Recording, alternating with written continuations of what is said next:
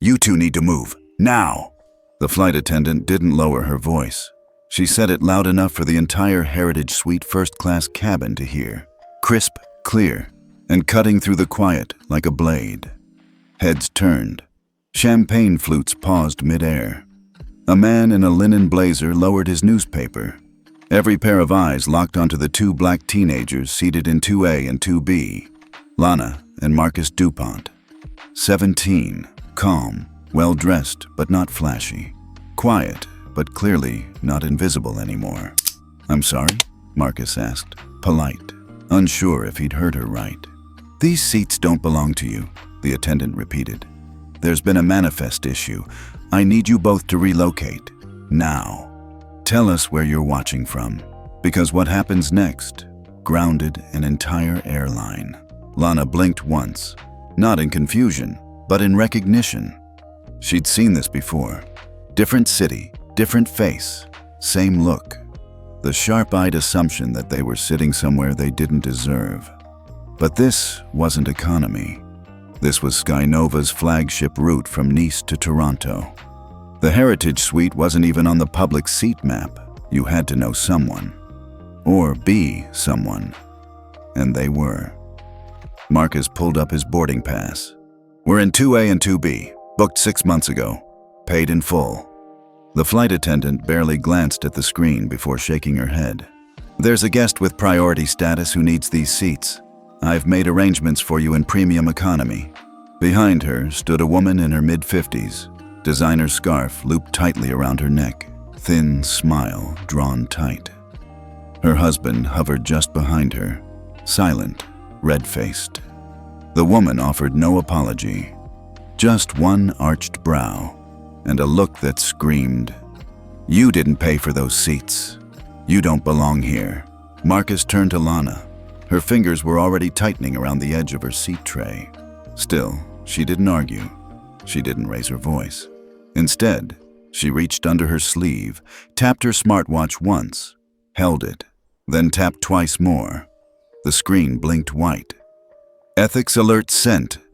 SkyDignity active." No one noticed. Not yet. They stood, gathering their bags with quiet precision.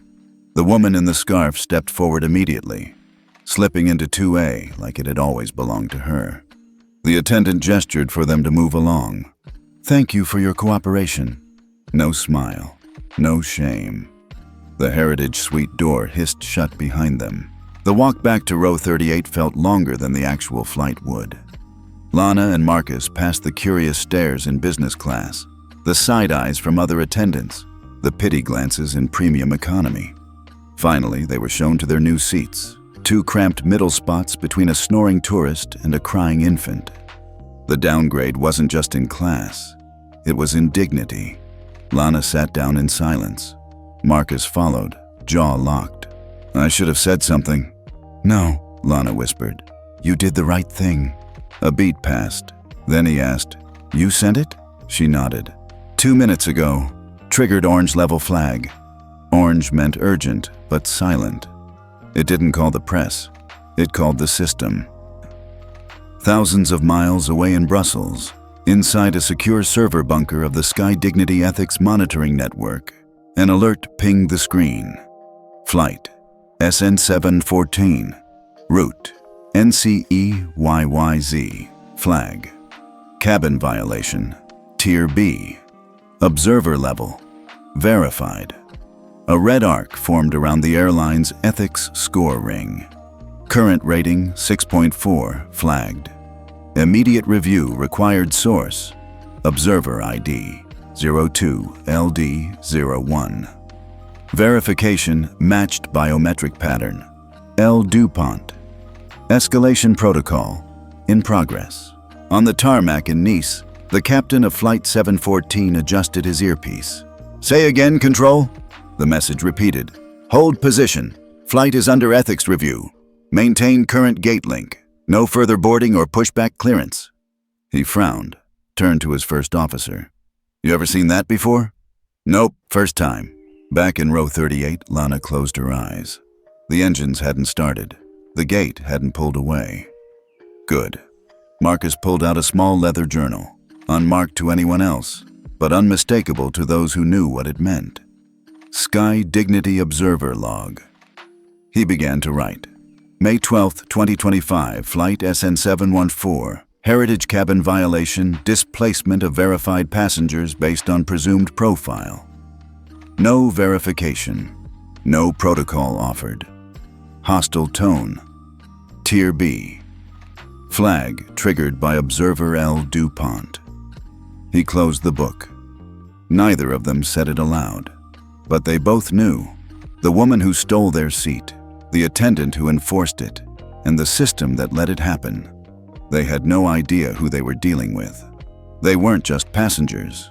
They were registered ethics observers under the SkyDignity Accord, the same protocol their father had written, codified, and rolled out to 42 countries.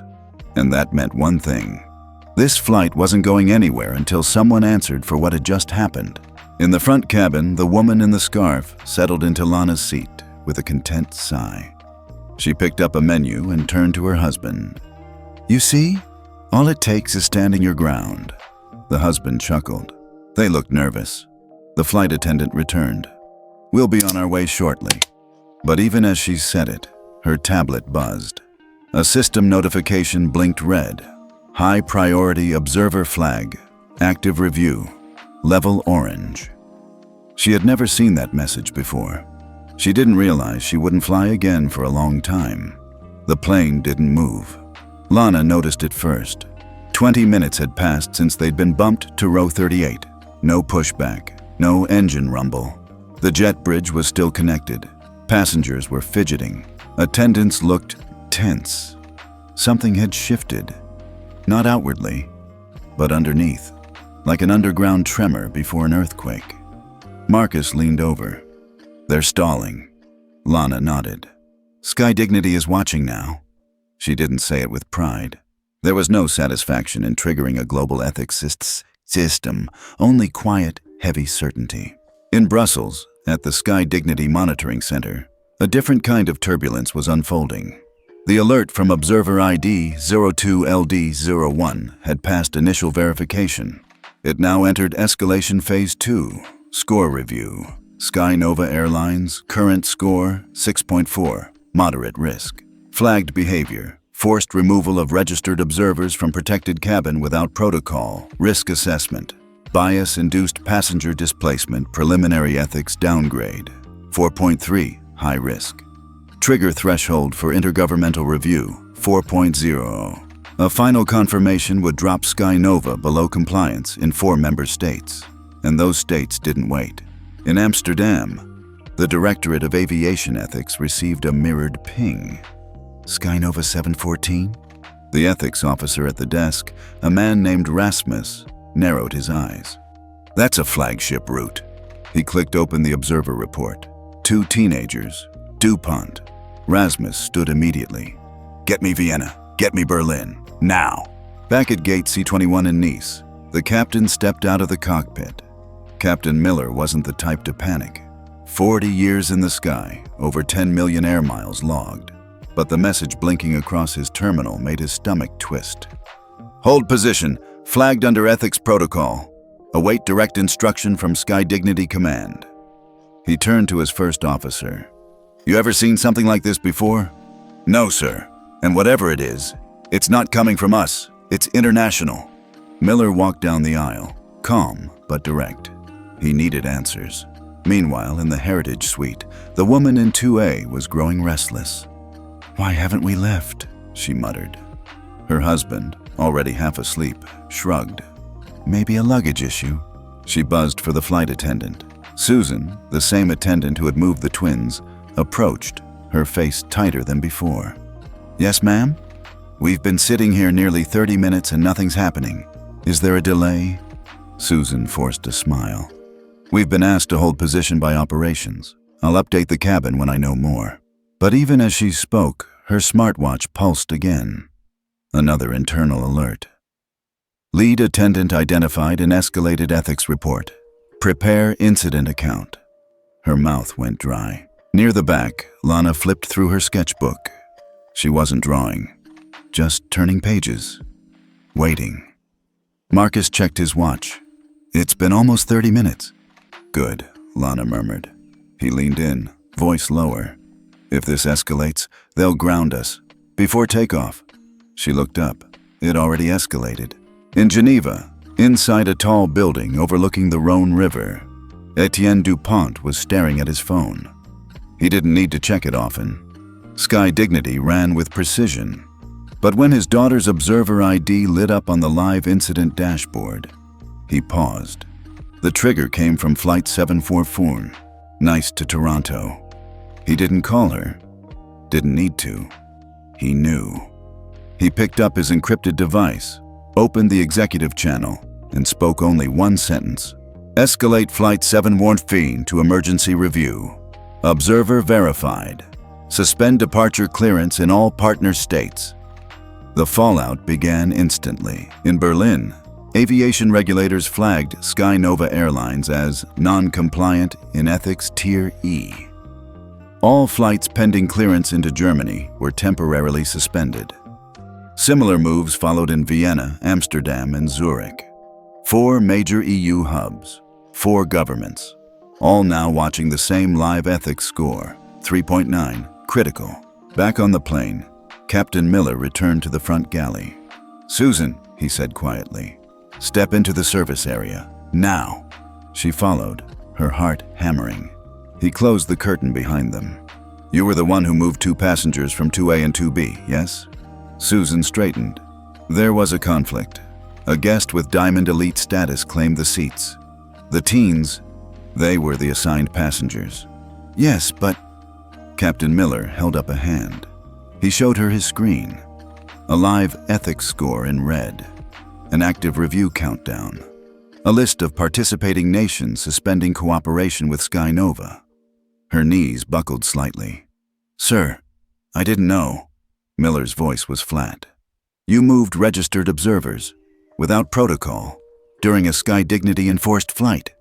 But they were kids." His gaze didn't shift. "They were DuPont's kids." Silence. In the back, Lana felt the plane vibrate slightly. Not the engines. Not turbulence. Movement. She looked out the window. The jet bridge, which had been pulled away, was returning. Marcus sat up. "They're reconnecting." Lana gave a single nod. "We're not flying today." The cabin lights flickered to full brightness. The captain came over the PA, voice steady. "Ladies and gentlemen, this is your captain speaking. Due to an unforeseen compliance matter involving our flight protocol, we've been instructed by international aviation authorities to pause departure. We will be returning to the gate shortly. Please remain seated and keep seat belts fastened." Murmurs erupted. The woman in 2A looked stunned. Susan returned, pale. Another attendant leaned in and whispered something in her ear. Susan turned to the woman in 2A. "Ma'am, I need you to gather your belongings. You'll be exiting the aircraft." The woman blinked. "Excuse me?" "You've been identified as part of an ethics violation currently under international review." "This is absurd," she hissed. "I have status." Susan didn't reply. The captain had spoken. In the back of the plane, a young male attendant approached Marcus and Lana with visible respect. "Miss DuPont, Mr. DuPont, Captain Miller would like to speak with you." They exchanged a look. Not smug, not angry, just steady. They stood and walked, not back to their old seats, but forward, past the curtain, past the woman now being asked to leave, and into a space that no longer looked powerful, but embarrassed. The attendant opened a side suite and offered them seats. The captain stepped in moments later. He didn't apologize immediately. He simply said, "You were seen, and your report was heard, and as of 10 minutes ago, this airline was grounded in 4 countries." Lana nodded. Marcus remained silent. "We'll get you home," the captain added. "But this flight, it's over." The jet bridge clanked back into place like a judge slamming down a gavel. From the window, in row 38, Marcus could see 3 airport vehicles and 1 unmarked black sedan pulling up beside the aircraft. Not a luggage cart, not catering. That wasn't routine. Neither was the man who stepped out of the sedan. Tall, dark gray suit. Crisp white shirt. No tie. Smooth gait, even under pressure. Lana's breath caught, not from fear, but from the quiet confirmation of what she suspected. Marcus saw him next. He blinked once. "Is that?" Lana nodded. "Yeah, that's him." Etienne DuPont didn't rush. He didn't need to. When the man who wrote the rules shows up in person, everyone else slows down. In the front cabin, Susan Miller was trying to piece together what was happening. She could feel it unraveling. The ethics alerts, the captain's private conversation, the way her junior crew members kept glancing at her without making eye contact. Then she saw him, the man boarding. Her body froze. A flood of disbelief, followed immediately by dread. No one had told her Etienne DuPont was coming, but she recognized him instantly. Everyone in aviation did. Captain Miller stood at the door to greet him. He didn't salute. He wasn't military, but the posture said it all. "Mr. DuPont," he said quietly, "I assume you're here under SkyDignity authority." DuPont nodded. "You assumed correctly." The captain opened the cockpit door, letting DuPont enter the galley space with quiet efficiency. "I'll need to speak to your lead flight attendant," DuPont said. "Now." The captain looked back toward Susan, who hadn't moved since the jet bridge reconnected. "Susan," he said. Her feet didn't obey at first. Then, finally, she walked forward, one shaky step at a time. DuPont didn't raise his voice. He didn't need to. "Ms. Miller," he began, "I've reviewed the SkyDignity flag from Observer 02LD01. That's my daughter, Lana." Susan swallowed hard. He continued, "I've also reviewed the internal cabin footage, your system logs, and the updated ethics score of this flight. You displaced 2 assigned passengers, who were both verified observers, without confirmation, without protocol, and without due process." "I didn't know they were your children," Susan said quickly. "That's exactly the problem," he replied. He let that sit. Then, "You thought they were expendable, replaceable, less than. You didn't follow procedure because you didn't see them as people with power." "I didn't mean—" "You didn't have to," DuPont said flatly. "You acted on instinct. That instinct has now grounded this flight, triggered intergovernmental sanctions, and will likely cost your airline hundreds of millions in ESG violations." He turned toward the forward lavatory and gestured toward the curtain. "You will step off this aircraft, immediately. Do not speak to the press. Do not return to duty until contacted by the ethics committee." Susan opened her mouth, but nothing came out. She turned, pale and hollow, and walked off the plane in silence. The junior attendants watched her go without saying a word. As she disappeared through the forward exit, the woman in 2A stood from her seat. The one she stole. The one that belonged to Lana. "Excuse me," she said, clutching her designer handbag like it was a security blanket. "Are you going to speak to me like that too?" DuPont turned slowly. "I'm sorry," he said. "I paid for this flight. I'm a Diamond member. I was told those children were ticketed, confirmed, and seated before you ever reached the terminal," DuPont finished. "You don't understand." "Oh, I do," he said. "I understand exactly the kind of woman who sees 2 black teenagers in a first-class cabin and immediately thinks mistake." Her mouth opened, then closed. DuPont stepped closer. "You filed a complaint based on your discomfort, not based on evidence. You used your status to pressure crew members into removing passengers. And now, you're a named participant in a Tier B ethics violation that has crossed into Tier A escalation." "What does that mean?" "It means," he said, "that 4 EU countries are now watching this moment. It means your name is on a public compliance log. It means your behavior, not theirs, is the liability." She laughed bitterly. "I have a cruise booked. We have a connection. This is outrageous." DuPont didn't flinch. "You're free to rebook on another carrier. Sky Nova will not be serving you." "You can't do that." "I already did." The woman looked at the captain for help. He gave none. Her husband muttered something unintelligible, grabbed their bags, and shoved past the curtain. DuPont stepped aside, letting them walk by. No fanfare, just humiliation in its purest form. Lana and Marcus were waiting in the galley. DuPont saw them and gave a small smile. Not the "you're safe now" kind, the "you did exactly what you were trained to do" kind. "You all right?" he asked softly. Lana nodded. "Didn't cry." "Didn't need to," he said. Marcus added, "We logged everything, triggered orange. I figured you'd handle escalation." "I did." He turned to the captain. "Restore their original seats. Have them escorted there personally." "Of course."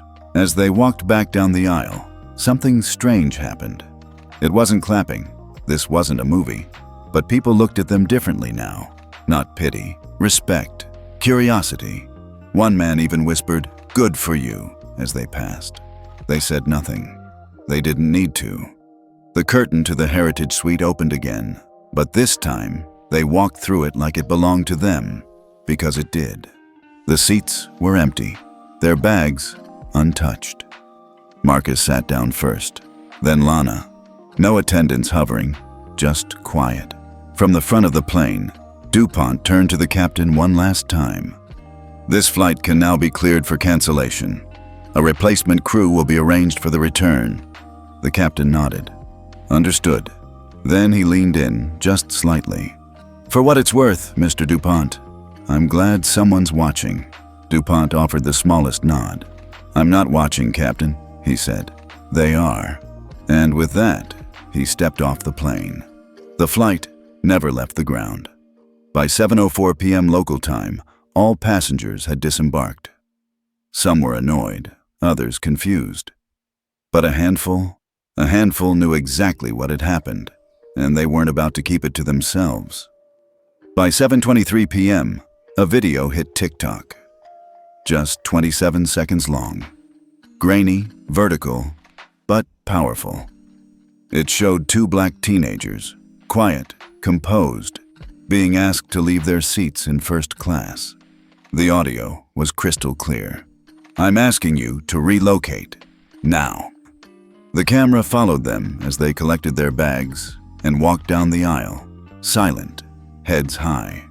In the corner of the frame, the woman in the scarf slid into one of their seats with a satisfied smile. No captions, no edits, no music.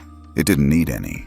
By 7:41 p.m., the video had over 112,000 views. By 8:12, it had over 3.1 million. The hashtags began pouring in. They belonged there. Ethics flagged. DuPont twins #grounded. For a reason, Sky Nova. Fail at 8:20 p.m., someone finally asked the question, "Wait, are those Etienne DuPont's kids?" That's when things exploded. Inside Sky Nova's North American headquarters in Atlanta, CEO Robert Galton was halfway through dinner when his phone vibrated. Again, and again, and again. He ignored the first few, but when his own wife texted him, "Turn on the news, you're on it," he grabbed the remote. The anchor's voice was calm, but the footage behind her was damning. A developing story tonight. Two black teenagers forcibly removed from their paid first-class seats aboard Sky Nova Flight 714 by airline crew, only to later be revealed as registered ethics observers under the SkyDignity Accord. The flight was grounded moments later, triggering a multinational investigation. The teenagers, Lana and Marcus DuPont, children of Etienne DuPont, architect of the very ethics system that exposed the incident. Galton froze. His phone rang again. This time, the number flashed EU Regulatory Liaison. He didn't answer. He already knew what they were calling about. Meanwhile, back at the gate in Nice, Lana and Marcus sat quietly in a private lounge, sipping orange juice and scrolling through their phones. Lana was the first to spot it. The video. She showed Marcus. His brows lifted. "They got all that?" She nodded. "And it's everywhere." He exhaled. "Guess it's not just SkyDignity watching anymore." In Brussels, Etienne DuPont stood in a high-ceilinged office filled with glass and steel, watching the numbers climb on his own dashboard. Flight 714's incident flag had gone global. Ethics score, 3.4 public trust rating, down 19% in 4 hours. Investor confidence plummeting.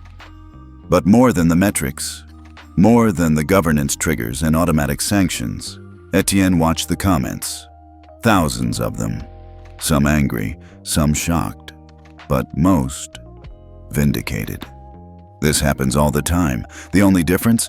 These kids had the right last name. That attendant didn't just mess up. She exposed a system that was never designed to protect kids like them. Finally, someone had the receipts. By midnight in Europe, 4 major ESG investment firms issued preliminary notices. All SkyNova-affiliated funding packages are temporarily suspended pending outcome of ethics investigation. Value of frozen assets, $670 million. At 1:12 a.m., Zurich International Airport pulled SkyNova's SkyDignity certification, effectively blocking their planes from landing in Switzerland. At 2:06 a.m., the Canadian Ministry of Transport opened a formal inquiry. SkyNova didn't just lose a flight, they were losing the public. Back in the States, CEO Robert Galton paced across his darkened boardroom. Around him, PR teams, legal counsel, a frazzled VP of international operations. "We need a statement," one exec said. "A public apology," another added. "We can't confirm they were observers," Galton argued. "That data's protected under SkyDignity." One of the attorneys cleared her throat. "Sir, their father built the system. He's already confirmed it." Silence. Galton dropped into his chair. "So what? We grovel?" "No," said the chief compliance officer. "We admit fault.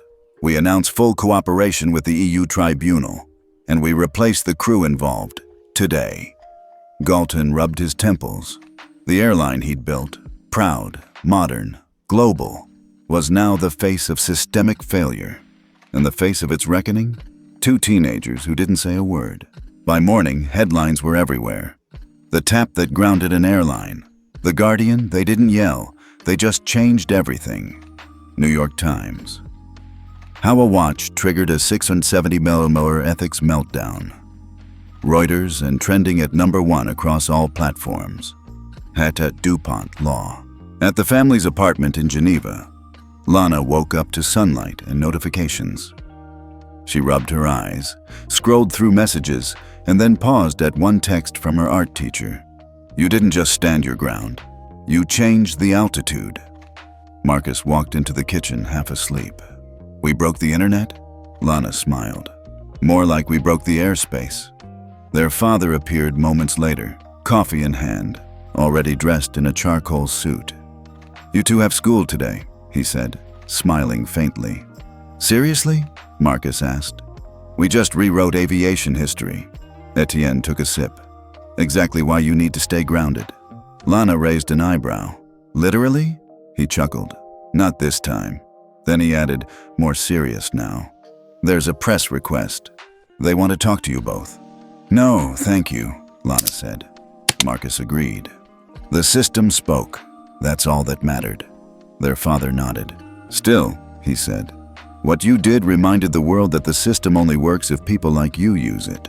In the boardrooms of SkyNova, panic meetings turned into resignation discussions. Susan Miller's personnel file was updated with "terminated pending ethics board ruling."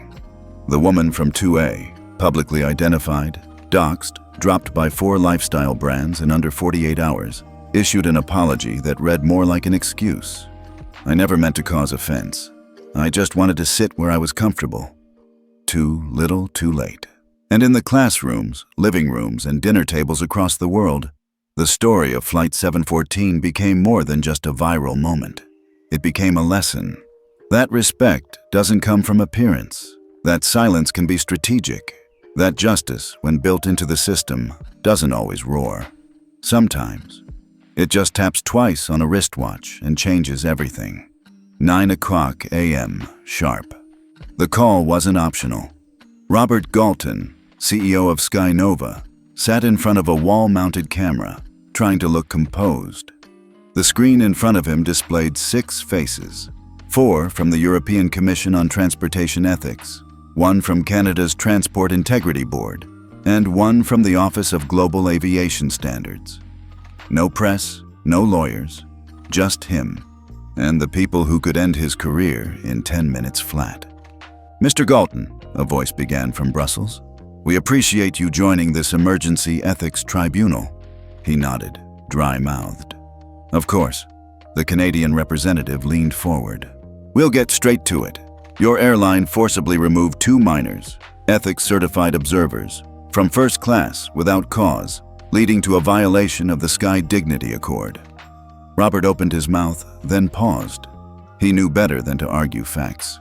Instead, "Yes, we are aware of the violation. The employee in question has been suspended, terminated or reassigned." Robert hesitated. "Suspended." A pause. Then the voice from Brussels again.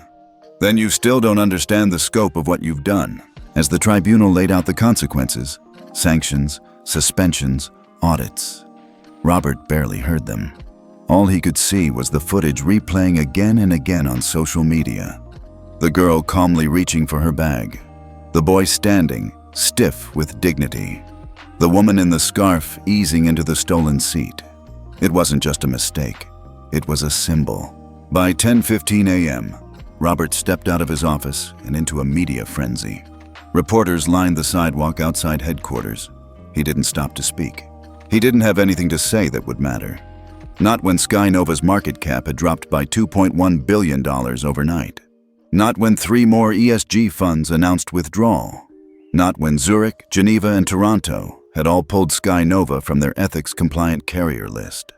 SkyNova wasn't just grounded, it was sinking. Inside their Geneva apartment, Lana was reading a thread titled, "Why They Thought They Could Kick Us Out." It wasn't written by her.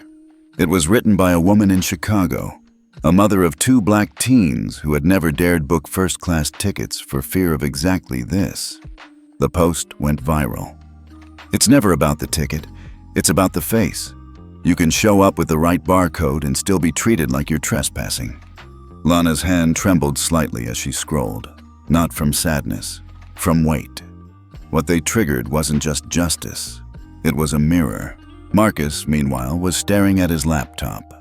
An ethics watchdog site had added a new feature, real-time trust score. He clicked on SkyNova.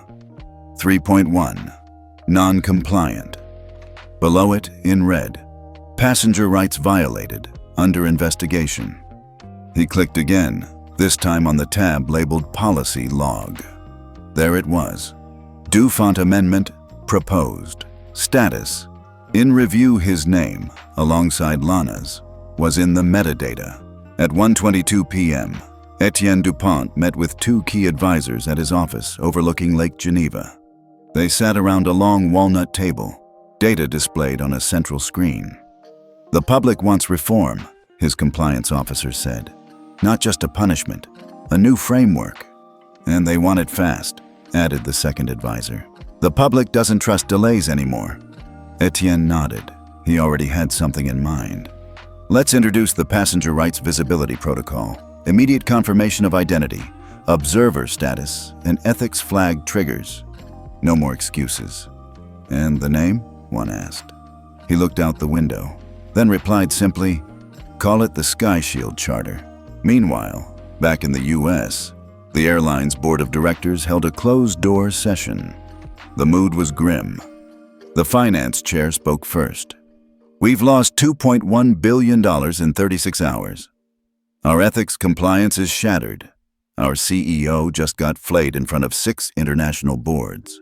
The legal counsel added, "We're facing at least 3 class action lawsuits for discrimination, plus the DOJ has sent a request for preliminary inquiry." Then, the final nail. "And we've lost 7 airport partnerships in Europe." The room was silent, until the chairwoman said, "Let's vote." By 3:40 p.m., Robert Galton was out. Fired, effective immediately. News broke within the hour. Screens across airports lit up. SkyNova CEO fired amid ethics crisis. DuPont twins spark global reform push. From silence to sanctions. A new era of passenger justice. No photos of yelling, no protests, just results. At home, Lana was finishing a sketch, one she'd been working on since before the flight. A soft pencil drawing of a cabin aisle, passengers blurred like shadows, and 2 empty first-class seats in sharp detail. Marcus walked by, glanced down, and asked, "What's that?" Lana shrugged. "The seat they tried to erase us from." He smiled. "We reclaimed it." She nodded. "And now they can't buy it back." That evening, Etienne sat down with both of them. "There's going to be pressure," he said gently. "People will want to interview you. Use your story. Put your face on things." Lana looked up. "We didn't do it for that." "I know," he said. "But sometimes the story becomes bigger than the teller. Are you ready for that?" Marcus leaned back. "Only if we get to write the ending." Etienne smiled. "Then let's make sure it's worth reading." Brussels, Friday, 10 o'clock a.m. The hall was full. Cameras lined the rear wall like a silent army. There was no jury, no defendant's bench, just one long table, and 6 chairs facing it. This wasn't a trial. This was a public reckoning. The International Civil Aviation Oversight Committee had called the emergency session in record time. Its purpose, to publicly examine the events of SkyNova Flight 714 and determine what reform, if any, was enough. At the center of it all sat Etienne DuPont. Not as a father, not even as an architect of SkyDignity. Today, he was a witness to how the system had failed, a system he once believed was airtight. The first question came from a senator representing Germany. Her voice was calm but direct. "Mr. DuPont, can you confirm that both minors on Flight 714 were registered as SkyDignity ethics observers at the time of boarding?" Etienne nodded. "Yes, ma'am. They were fully certified. Badge enabled. Logged in. And was this status visible to the crew?" "Yes. It appears they ignored it." "Intentionally?" "I cannot speculate on their motive, but the system flashed red. They chose not to see it." Next came a transport minister from Canada. "Mr. DuPont, if your children hadn't been observers, if they'd just been black teenagers flying alone, would anything have happened?" The room fell quiet. Etienne looked up. "Probably not, and that's the problem." Murmurs rippled through the chamber.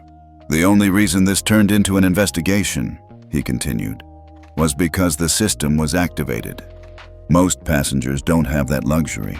They're dismissed and forgotten before the wheels leave the runway.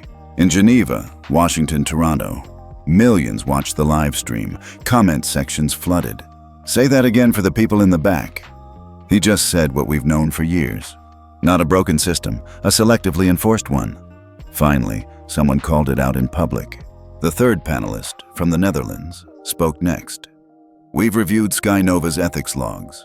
Over 900 flagged incidents in the past 18 months. Less than 12 triggered action." "What went wrong?" Etienne leaned forward. "The system was designed to alert. It wasn't empowered to act. And now? Now, that changes." He reached into a folder and placed a stack of papers on the table.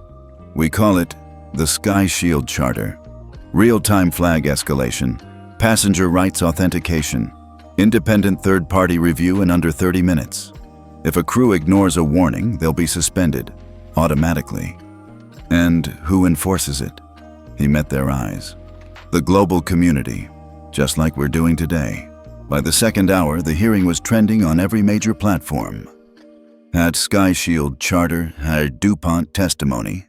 Flight 744. Reform. Silent power. Passenger dignity. In homes across the world, older viewers sat straighter. They weren't watching for drama. They were watching for change. Back inside the hall, the final question came from a French representative. "Mr. DuPont, if you could speak directly to the airline crew who removed your children, what would you say?" Etienne paused. His hands folded on the table. His voice stayed low. "I would say, you didn't just make a mistake.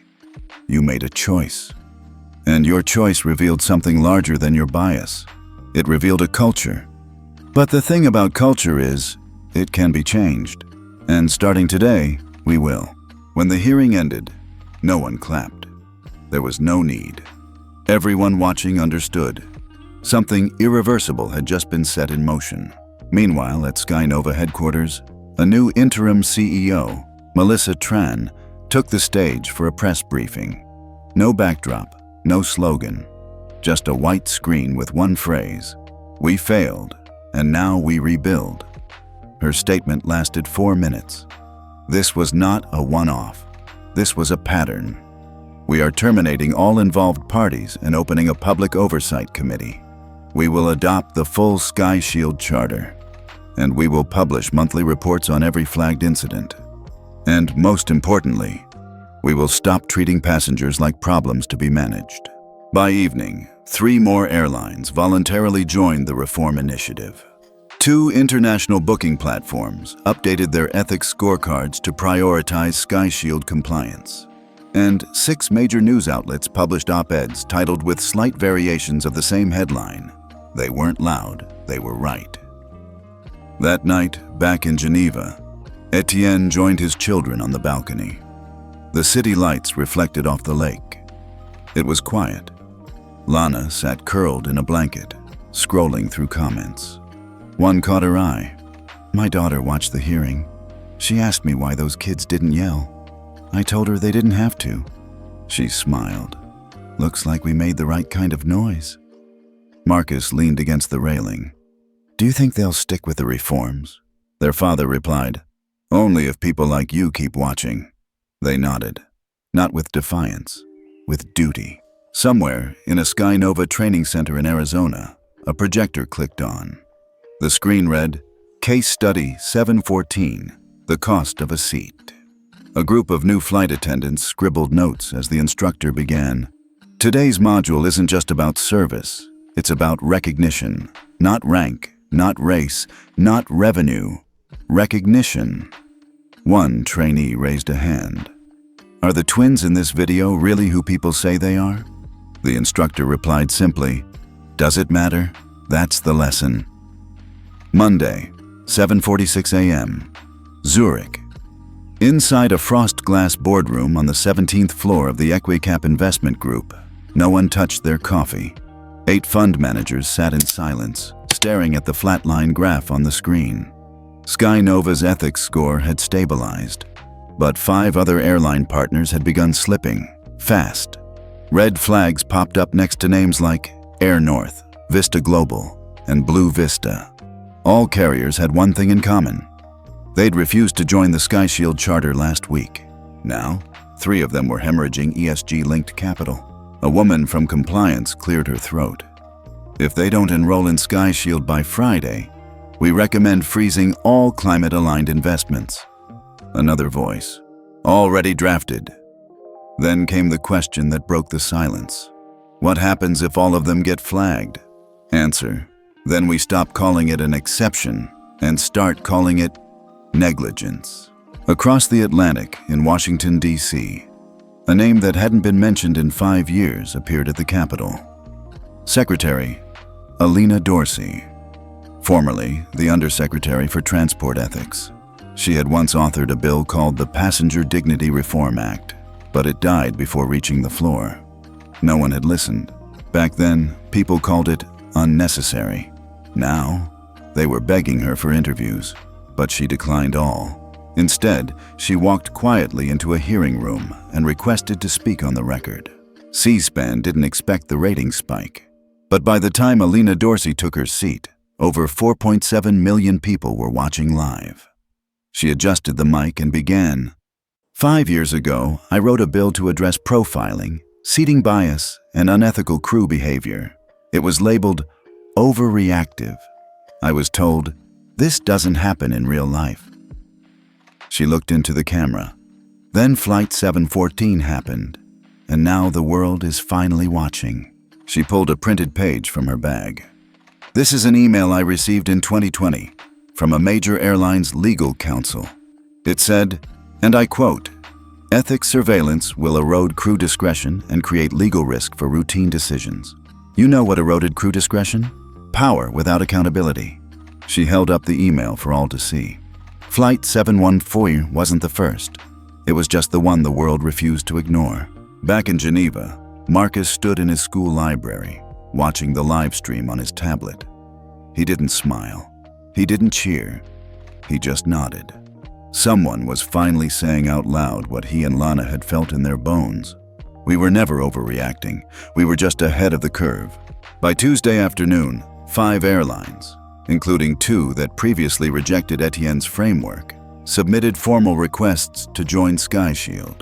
Their applications weren't reviewed by DuPont himself. They were reviewed by the newly formed Independent Passenger Ethics Council, a panel co-chaired by a former flight attendant, a disability rights activist, and a mother who once sued for racial profiling in a boarding line. No suits, no CEOs, just citizens. And for once, that was the point. At a press briefing later that evening, Etienne was asked how he felt about the companies that came around only after public pressure. He gave a half smile. Change is change, even if it shows up late. A journalist pressed, "But do you trust their intentions?" He looked directly at the camera. "I don't need to trust them. I just need the system to outlive their intentions." Meanwhile, inside a regional airline office in Austin, a senior HR rep stared at an email from SkyShield's new ethics tracker. Alert: 4 crew members flagged by passenger reports. Potential violation of Section 3.2 tone, bias, and role clarity. He exhaled. "Here we go?" Then stood up and walked down the hall to begin the first mass retraining under the new ethics framework. Not because he believed in it yet, but because he couldn't afford not to. On Twitter, or X, a meme began trending. It showed the image of 2 empty first-class seats, an echo from Lana's sketch. Text above it: "They moved them out. Now the whole industry's moving over, under it. Hatch the seats they tried to erase." In New York, a financial analyst on live TV asked, "What made this case different? We've seen racism on planes before. Why did this one stick?" The answer from his co-host? Because the victims didn't scream, they reported. Because the father didn't rant, he restructured. And because this time, the people with power didn't just demand justice, they built infrastructure. That evening, back in Geneva, Lana stood by the window of her apartment. The city pulsed below. Behind her, the TV glowed. Her name was on the screen, but she wasn't watching. She whispered, almost to herself, "They kept asking if we belonged up there, and now they're rewriting who the seat even belongs to." Marcus walked in with 2 mugs of hot chocolate. He handed her one. "Ready for tomorrow?" She looked at him, puzzled. "What's tomorrow?" He grinned. "The Ethics Council invited us. We get to speak." Lana raised an eyebrow. "They want us to give a speech?" "No," Marcus said. "They want us to ask the first question." Thursday, Global Aviation Ethics Summit, London. The venue wasn't flashy. It was deliberate. No giant stage, no dramatic lighting. Just a modest, open forum in a repurposed lecture hall at King's College. Still, the audience included ministers from 17 countries, CEOs from 12 airlines, and 4 global booking platforms. And, at the center of it all, 2 teenagers from Geneva, Lana and Marcus DuPont. Not because they had sued, not because they had shouted, because they had shown restraint in a moment when others wouldn't have. And now, they had been asked to pose the first public question to the newly formed Global Passenger Ethics Council. The moderator gave a brief nod. "Lana, Marcus, the floor is yours." They stood. No teleprompter, no script. Lana stepped to the mic first, eyes steady. She scanned the room. Then she said quietly, but clearly, "We're not here because we were kicked out of our seats. We're here because no one questioned it." Silence. Marcus stepped beside her. "We're not asking for an apology. We're not even asking for justice." He looked directly at the SkyNova rep in the front row. "We're asking a question." Lana turned to the panel. "What system trains crew members to be more afraid of a teenager in a hoodie than of breaking the very protocol designed to protect passengers?" The room shifted, literally. Chairs creaked, eyes darted. The moderator blinked. No response came. "That's it, Marcus, Marcus said. "That's our question." And they sat down. It took 12 seconds before the first panelist adjusted his mic. It took 2 minutes before anyone attempted to answer. and it took less than 24 hours for that question to be quoted on every major outlet. The question that froze the Ethics Council.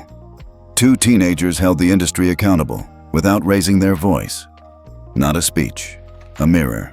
That night, an aviation consultant in Singapore reposted the clip with a comment. "Forget emotional appeals. This is surgical accountability." A professor at UCLA wrote, "The question was not about the incident. It was about the culture." And in thousands of living rooms across the world, parents nodded quietly to themselves. Because it wasn't the kind of thing you cheered for. It was the kind of truth you sat with. The next day, headlines came fast. Air Vista suspends 214 staff for ethics retraining after council summit. SkyNova announces mandatory cultural perception testing for crew. 3 airlines commit to real-time passenger ethics transparency. But the real change came in boardrooms, not from fear, from embarrassment. In New York, the CEO of JetLinks watched the clip 3 times, then turned to her legal team. "We've built an empire on customer experience, but not on customer dignity. That ends now." At Heathrow, 2 ground staff pulled out their phones during break and rewatched the moment. One of them said, "They didn't even raise their voice." The other nodded. They didn't need to. At a press conference later that week, a journalist asked Etienne DuPont, "Was that question rehearsed?" He smiled. No, but it had been living in them for years. And in Geneva, Lana opened her inbox. It was full. Letters, messages, audio clips. A teacher in Ohio had played their question in her classroom. A pilot in Nairobi said it changed the way he boarded passengers. One note stood out. "My daughter is 9. She wants to be like you now, not because you were brave, because you were calm." She read it twice. That evening, on their apartment balcony, Marcus spoke first. "You think it really landed?" Lana shrugged. "Some people don't hear until they're quiet enough to feel embarrassed." He laughed, then paused. "Do you ever think we'll fly again and not have people stare?" She thought about it, then replied, "Maybe. But even if they stare, this time, they'll know who we are." Meanwhile, back in London, the Ethics Council met behind closed doors. One member wrote a single sentence on the board. Why did no one question it? It became the framework for a new international crew training module titled Implicit Trust versus Implied Threat, Rethinking First Contact.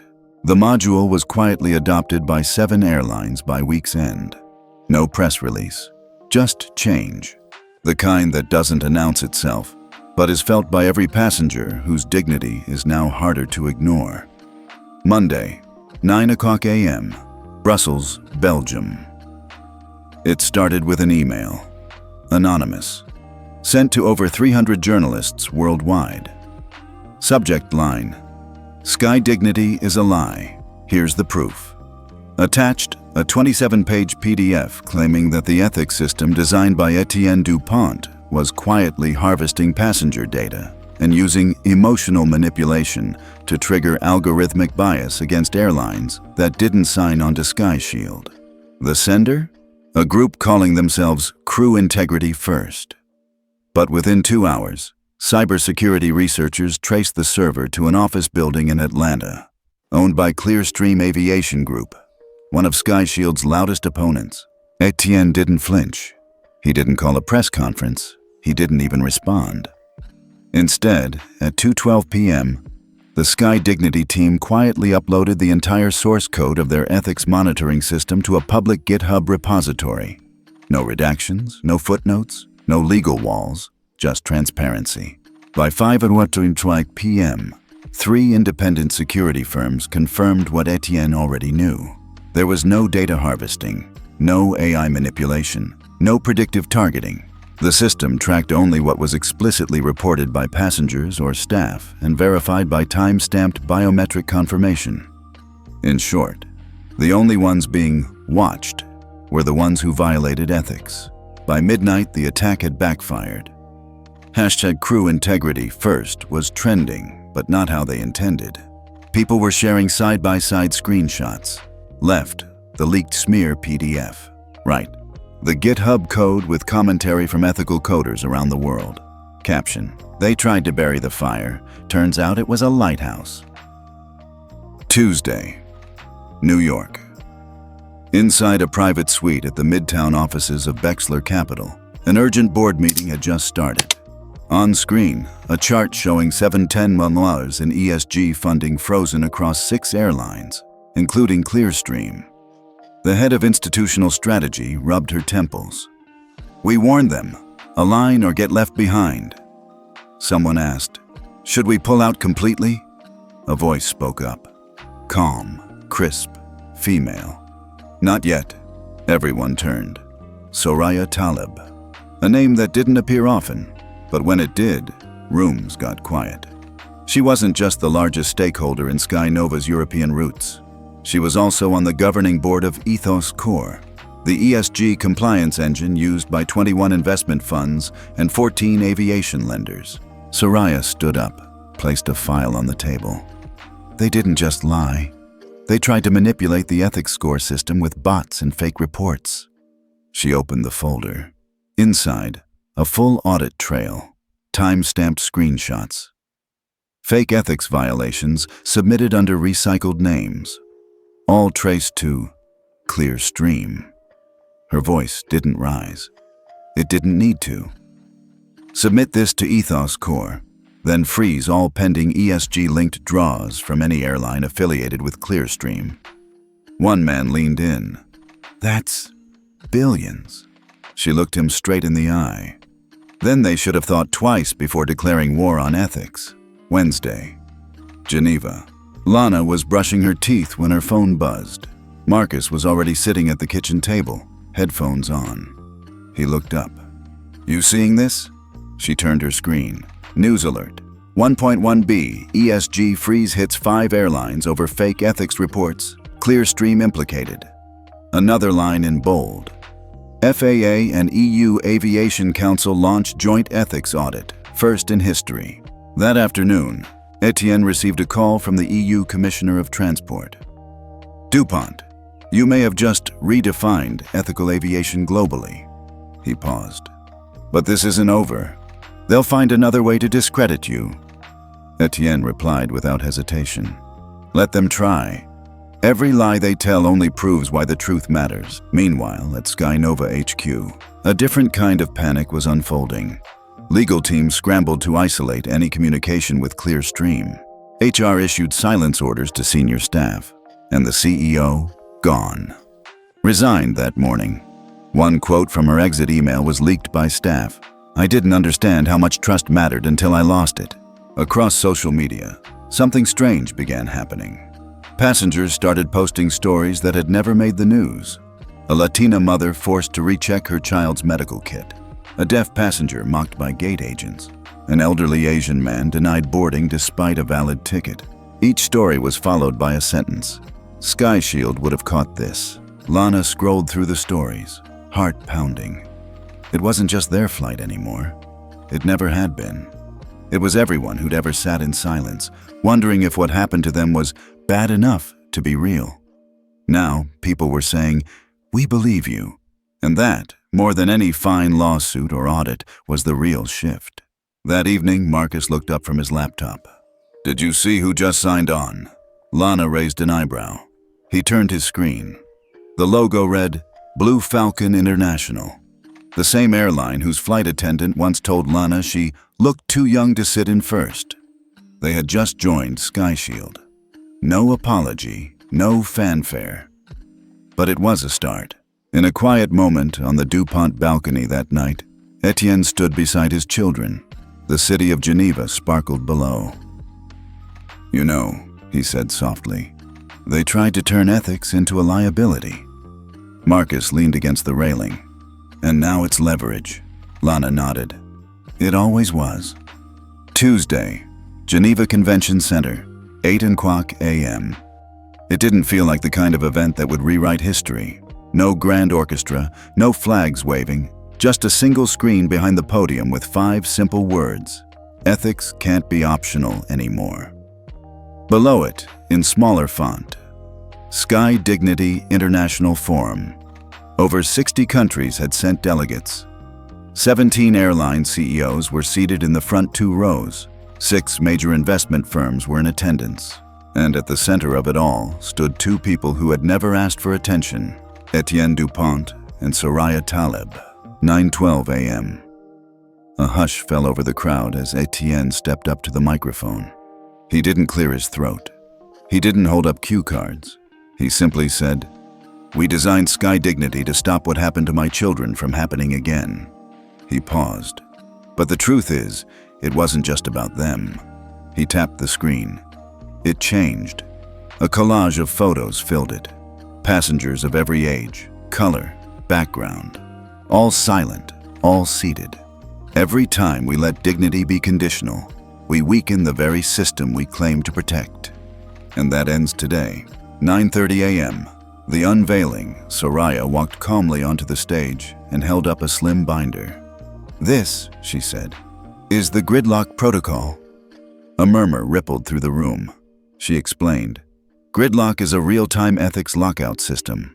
Any airline flagged as non-compliant by SkyDignity's verified biometric confirmation process would immediately lose ESG loan access, booking platform visibility, boarding priority rights at 41 international airports, and if violations exceeded a certain threshold, their entire operations would be suspended for 72 hours pending review."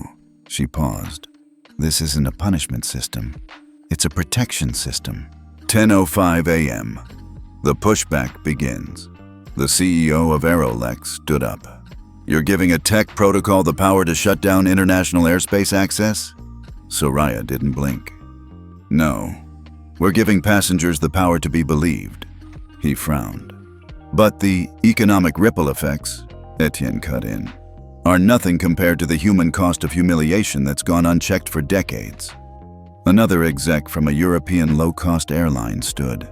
"This system could kill small carriers." Lana, from her seat beside Marcus in the audience, whispered under her breath, "No, it kills unchecked arrogance." 11:00 a.m. Voting begins. Each CEO had a small tablet. One button, sign. Gridlock opt out.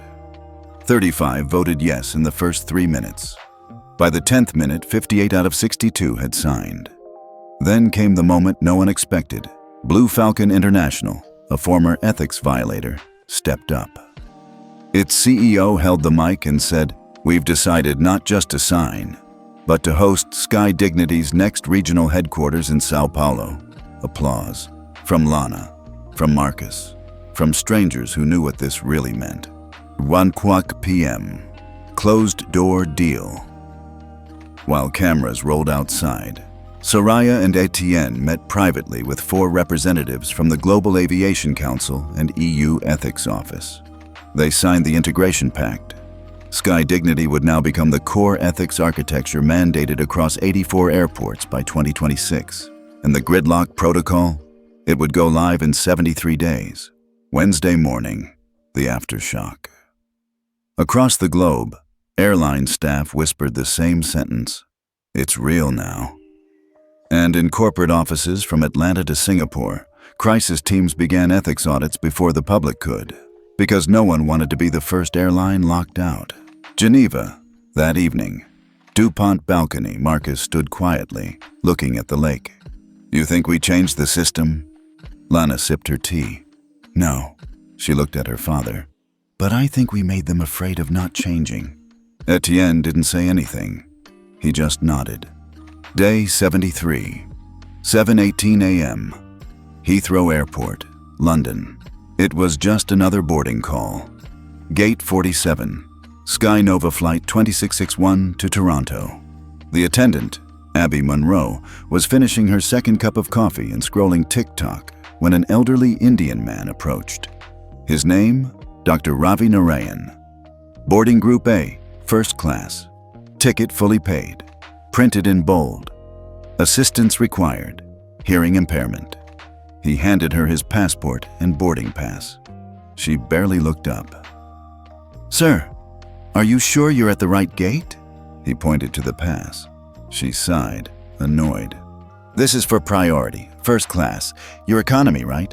He shook his head, tried to explain. slowly, but she cut him off. "Sir, if you don't move, I'll have to call security." 7:19 a.m. Just 5 feet away, a young woman, mid-30s, glasses, navy sweater, silently pulled out her phone. She didn't yell. She didn't interfere. She just tapped "Flag passenger ethics violation" on her SkyDignity app. Confirmed the moment with a timestamp, location, and short voice note. Gate agent dismissed a hearing-impaired first-class passenger. No apology. Public humiliation. Then, she walked away. 7:21 a.m. The gate lights blinked. Abby tapped the screen to override. The system didn't respond. Then her monitor went black. A small red box appeared. "Gridlock protocol engaged. Ethics lockdown." She froze. Her supervisor, seeing the alert, rushed over. "What the hell did you do?" 7:24 a.m. SkyNova HQ, Montreal. A flash notification pulsed on the command screen. SkyNova Flight 2661, Ethics, Breach Level 3, detected Gridlock protocol triggered. Flight suspended, legal. PR Ops. All pinged at once. 7:26 a.m. FAA Eastern Division Office. The Ethics Compliance Director stared at his terminal. First real activation, and it's SkyNova.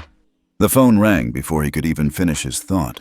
It was Etienne DuPont, calm voice, direct. "We're observing the system work. Please stand by." 7:28 a.m., London Heathrow. The intercom crackled to life. "Ladies and gentlemen, due to an unexpected systems update, boarding for Flight 2661 is temporarily paused." Passengers groaned. Some sat down. Others got annoyed. But in the back, Dr. Narayan quietly stepped aside and folded his ticket. 7:30 a.m. Twitter/X explodes. A passenger in line posted a 17-second clip of the agent speaking rudely to Dr. Narayan. Caption: "SkyNova ground staff just humiliated a hearing-impaired first-class passenger at Heathrow. Gridlock just hit. They deserve it. SkyDignity had flight." It took 12 minutes to go viral. By 7:42 a.m., it had 6.7 million views.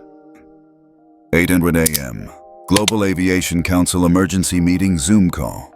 29 boxes, everyone blinking. The headline on everyone's shared screen: "First Gridlock freeze hits major airline. Entire route to Canada delayed over ethics breach." A representative from Singapore Airlines raised his hand. "This system is now too sensitive." Soraya Talib appeared on camera. "It's precise, not sensitive. A man bought dignity with his ticket. He was denied it. That's enough." 8:17 a.m. Internal audit, SkyNova, legal, HR, and customer ethics scrambled. The gate agent claimed she was overwhelmed, tired, and didn't know the man was disabled. Footage proved otherwise. Ticket clearly marked. Voice audio from the gate confirmed tone and words. By 10:05 a.m., SkyNova's ethics team marked it as unjustified dismissal, dignity breach. Noon, London time flight 2661 was officially cancelled. Not delayed, cancelled. All passengers rebooked. Dr. Narayan offered private transport and a public apology by SkyNova's UK CEO.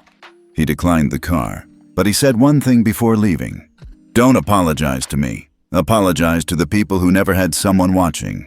Back in Geneva, DuPont residence. Lana stared at her phone as notifications poured in.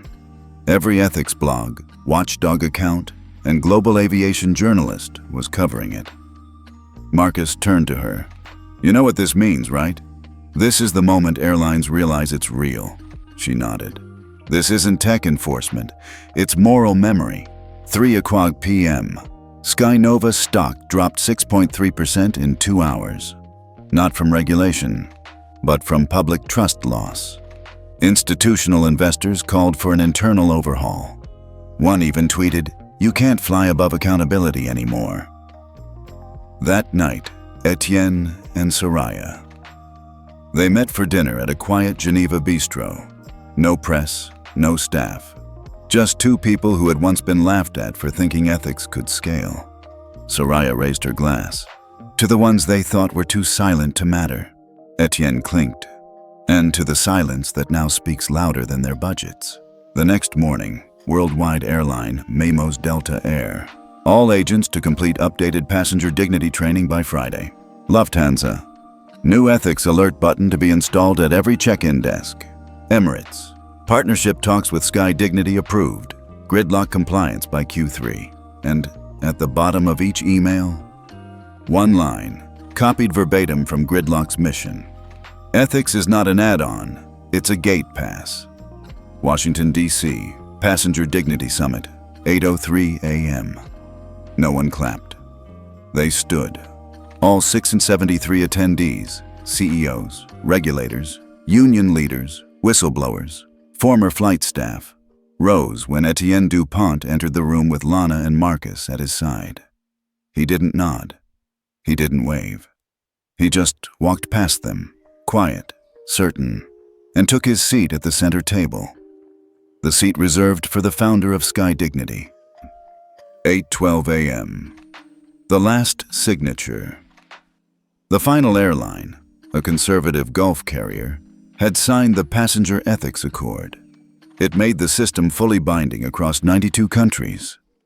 And as the signature scanned, a voice came through the speakers. Ladies and gentlemen, as of this moment, passenger dignity is no longer a request. It's regulation. 9:45 a.m. The last testimony. Before Etienne spoke, the moderators called one final voice to the stage. Dr. Ravi Narayan, the man whose quiet humiliation in London had triggered the first Gridlock lockdown. He stood slowly, walked to the podium, held nothing in his hands. I am not here because I raised my voice.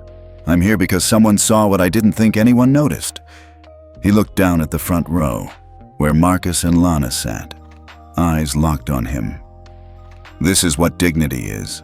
Not comfort, not luxury, but the right to be treated as if you matter, even when no one thinks you do. No applause, just stillness. 11:00 a.m. Transition of custody. Etienne stood before the summit, the last time, officially. He didn't prepare a speech. He just opened a black folder. Inside was a single page, the SkyDignity Governance Transfer Letter. He stepped aside and handed it to the incoming global chair of the system, Lana DuPont, age 17.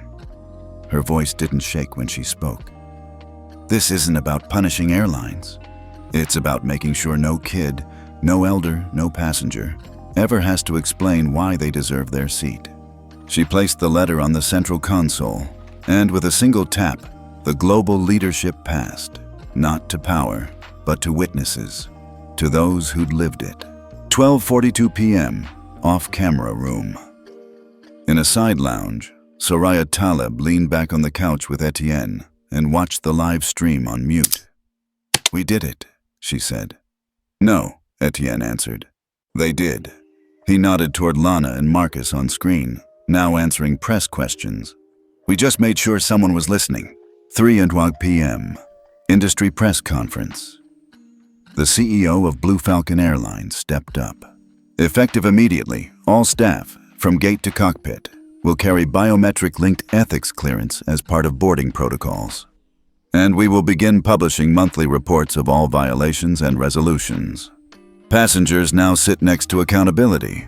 6:17 p.m. The quiet return. No parade, no fanfare. The DuPonts boarded a commercial flight home that evening. This time, no special treatment. First class, yes, but no eyes, no whispers, just acknowledgement. And when the captain made his welcome announcement, he paused mid-sentence, then added, "To the DuPont family. Thank you for reminding us that no one owns the sky, but everyone deserves to fly with dignity." No claps, just a quiet, shared glance from passengers, like the air had changed. 9:30 p.m. At 36,000 feet, Lana leaned against the window. Marcus had fallen asleep next to her. Etienne was quietly reading across the aisle. She opened the SkyDignity Observer app. A live map of flights shimmered. Dozens of flights active. 2 under review, none in violation. She smiled. Still flying, still watching. She clicked power down. The epilogue, 3 months later. Airlines formally removed 162 legacy staff due to verified violations. 19 airports restructured boarding zones with integrated dignity checkpoints. 31 ethics officers, former passengers, mothers, veterans, whistleblowers, appointed to oversee flight dignity standards. And perhaps the most unexpected, a quiet kid from Vermont, once kicked out of a seat he paid for, was appointed youth ethics liaison for the entire Atlantic region. Final note, legacy seat at SkyDignity HQ. In Geneva, the central hall at SkyDignity headquarters has no portraits, no statues, just one leather airline seat on display. Next to it, a plaque. This seat was denied to 2 children for looking like they didn't belong. It now belongs to no one, and reminds everyone, dignity cannot be reassigned. Do you think this kind of system, where dignity is enforced automatically, should exist in real life? Tell us below. Would you trust it, or would you rather speak for yourself?